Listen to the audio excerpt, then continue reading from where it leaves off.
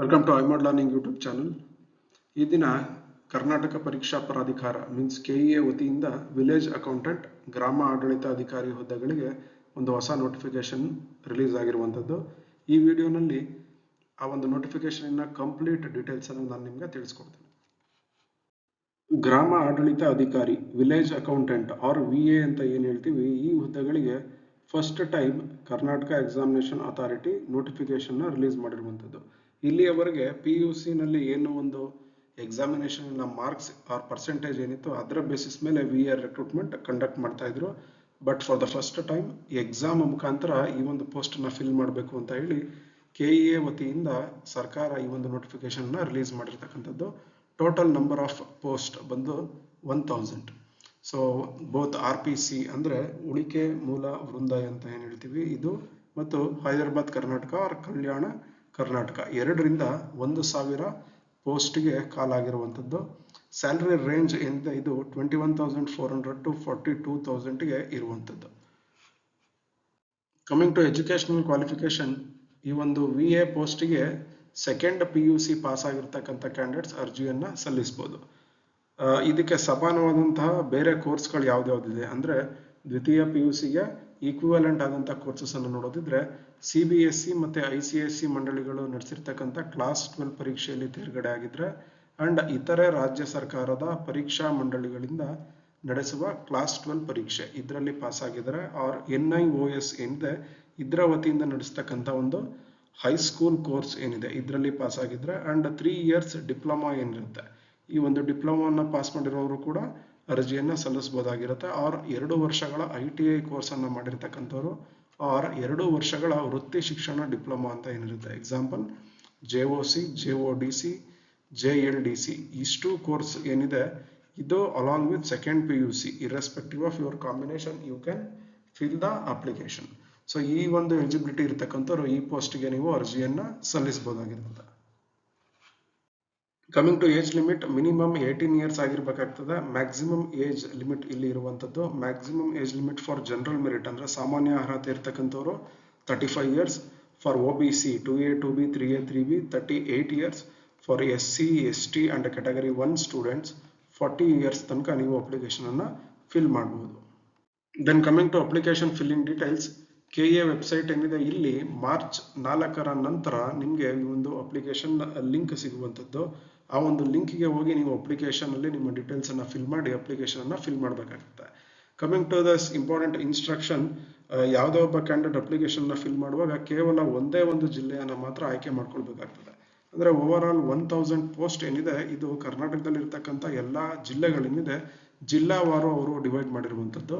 ನಿಮ್ಗೆ ಯಾವ ಒಂದು ಜಿಲ್ಲೆ ಸೂಕ್ತ ಅನಿಸ್ತದೆ ಆ ಒಂದು ಜಿಲ್ಲೆಯನ್ನು ನೀವು ಅರ್ಜಿ ಸಲ್ಲಿಸುವ ಸಮಯದಲ್ಲಿ ಆಯ್ಕೆ ಮಾಡಬೇಕಾಗ್ತದೆ. ಅದಕ್ಕೆ ಅನುಗುಣವಾಗಿ ನೀವು ಎಕ್ಸಾಮ್ ಅನ್ನ ಬರೀಬೇಕಾಗ್ತದೆ. ಅಂದ್ರೆ ಆ ಒಂದು ಜಿಲ್ಲೆಗೆ ನೀವು ಆಯ್ಕೆ ಆಗ್ಲಿಕ್ಕೆ ನೀವು ಎಕ್ಸಾಮ್ ಅನ್ನ ಫೇಸ್ ಮಾಡಬೇಕಾಗ್ತದೆ.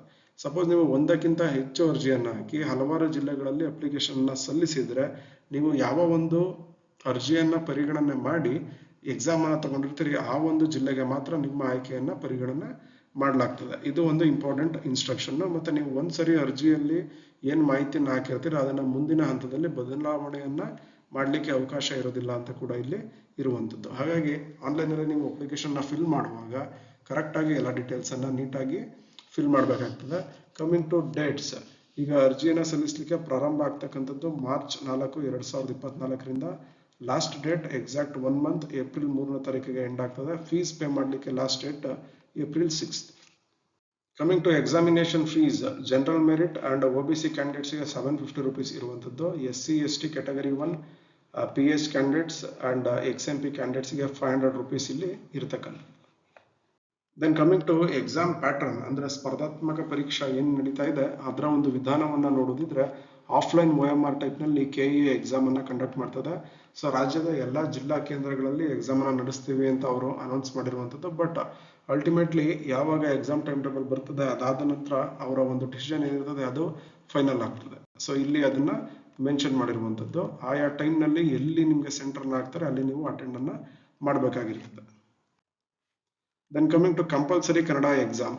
ಸೊ ಈ ಒಂದು ಕಂಪಲ್ಸರಿ ಕನ್ನಡ ಎಕ್ಸಾಮ್ ಅನ್ನ ನಿಮ್ಮ ಸೆಲೆಕ್ಷನ್ಗೆ ಪರಿಗಣನೆ ಮಾಡೋದಿಲ್ಲ. ಬಟ್ 150 ಅಂಕಗಳಿಗೆ ನೀವು 50ಅನ್ನ ಸ್ಕೋರ್ ಮಾಡಲೇಬೇಕಾಗ್ತದೆ to become eligible for selection. So ಸೆಲೆಕ್ಷನ್ಗೆ ಎಲಿಜಿಬಲ್ ಆಗಲಿಕ್ಕೆ ನೀವು ಈ ಒಂದು ಕಡ್ಡಾಯ ಕನ್ನಡ ಭಾಷಾ ಪರೀಕ್ಷೆಯಲ್ಲಿ 50 ಅಂಕಗಳನ್ನು ತೆಗಿಬೇಕಾಗ್ತದೆ.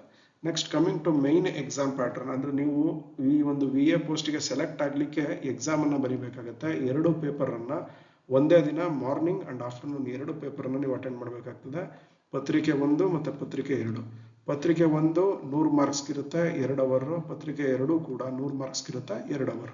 ಕಮಿಂಗ್ ಟು ಸಿಲೆಬಸ್, ಇಲ್ಲಿ ಮೆನ್ಷನ್ ಮಾಡಿರುವಂಥದ್ದು ಮೊದಲು ಪತ್ರಿಕೆ 1 ಏನಿದೆ ಇದರ ಸಿಲೆಬಸ್ ಅನ್ನು ನೋಡ್ತಾ ಹೋಗೋಣ. ಪ್ರಚಲಿತ ಘಟನೆಗಳಿಗೆ ಸಂಬಂಧಿಸಿದ ಸಾಮಾನ್ಯ ಜ್ಞಾನದ ವಿಷಯಗಳು ಅಂತ ಕೊಟ್ಟಿರುವಂಥದ್ದು. It means current affairs and ದೈನಂದಿನ ಗ್ರಹಿಕೆಯ ವಿಷಯಗಳು, ಭಾರತದ ಸಂವಿಧಾನದ ಸ್ಥೂಲ ನೋಟದ ವಿಷಯಗಳು, ಅಂದ್ರೆ ಇಂಡಿಯನ್ ಕಾನ್ಸ್ಟಿಟ್ಯೂಷನ್ ಆರ್ ಇಂಡಿಯನ್ ಪೊಲಿಟಿಯನ್ನ ಸ್ಟಡಿ ಮಾಡಬೇಕಾಗ್ತದೆ.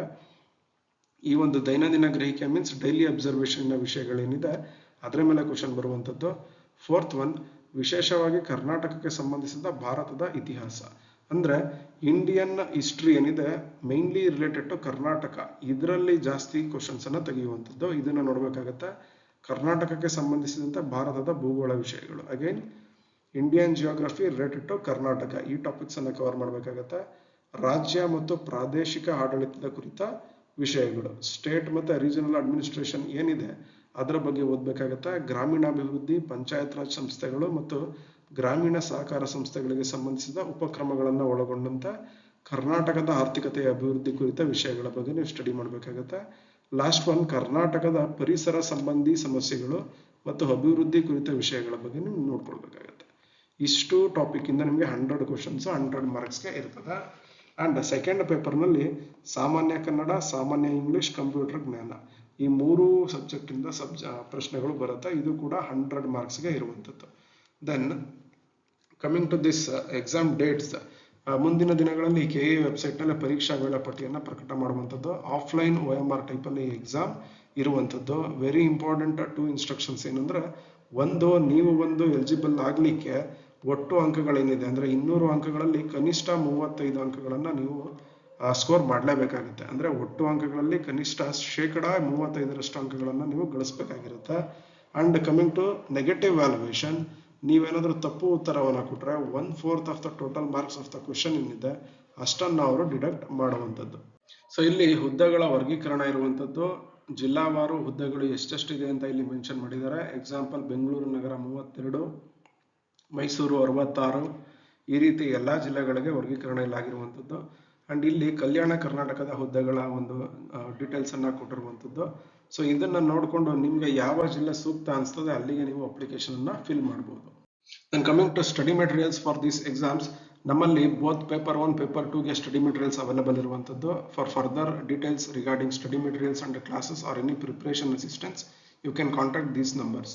ಸೊ ಇಲ್ಲಿ ಇರ್ತಕ್ಕಂಥ ನಂಬರ್ಸಿಗೆ ನೀವು ವಾಟ್ಸಪ್ ಆರ್ ಕಾಲನ್ನು ಮಾಡಿ ಕಂಪ್ಲೀಟ್ ಡೀಟೇಲ್ಸ್ ಅನ್ನು ಪಡೆದುಕೊಳ್ಬಹುದು. ಪೇಪರ್ 1 ಮತ್ತು ಪೇಪರ್ 2ಗೆ ನಮ್ಮಲ್ಲಿ study materials and classes available ಇದೆ.